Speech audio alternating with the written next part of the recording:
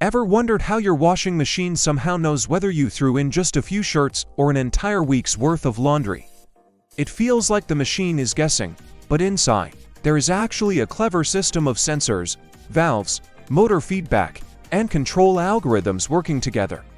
Today on Knowledge Hub, we are looking at how washing machines know how much water to use. In older washing machines, this was much simpler. You usually selected small, medium, or large load, and the machine filled the drum to a fixed water level. It did not really know how many clothes were inside, it just followed your setting. But modern washing machines, especially high-efficiency models, are much smarter. When you start a cycle, the machine does not immediately flood the drum with water. First, it performs a sensing stage. The drum may slowly rotate, pause, and rotate again. During this movement, the control board is watching how hard the motor has to work. A small load moves easily, so the motor faces less resistance.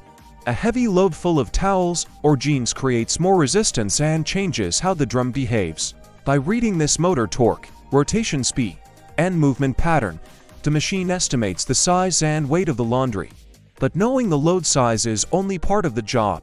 The washer also needs to know how much water is actually inside the drum. For that, many washing machines use a pressure sensor, sometimes called a water level sensor. As water enters the tub, air trapped inside a small pressure tube gets compressed. The higher the water level rises, the greater the air pressure becomes. The pressure sensor sends this information to the control board, allowing the machine to measure the water level without needing a visible measuring stick inside the drum. So when the washer opens the inlet valve and water starts flowing in, it is constantly checking how much water is inside. How much laundry is absorbing it? Do I need more? Clothes do not just sit in water, they soak it up. A small load absorbs less water, while thick fabrics like towels absorb much more. That is why the machine may fill, rotate the drum, pause, and then add more water. It is giving the clothes time to absorb water, then checking the level again. Some washers may also use flow meters to estimate how much water has entered, temperature sensors to control the wash conditions, and in more advanced models, turbidity or soil sensors that look at how dirty the water is during the wash. The main brain behind all of this is the electronic control board. It takes signals from the motor, water level sensor, temperature sensor, door lock, imbalance sensors, and cycle settings, then decides how much water is needed for that specific wash. This is also why modern washers often look like they are using too little water. In a traditional top loader, clothes were usually fully submerged, but high-efficiency washers are designed to clean using movement, detergent chemistry, and controlled water flow instead of simply drowning the laundry. Front-load washers are especially efficient because they lift clothes and drop them through a shallow pool of water, using gravity and tumbling action to force water and detergent through the fabric. Top-load impeller machines use a similar low-water idea, moving clothes through the wash instead of filling the entire tub.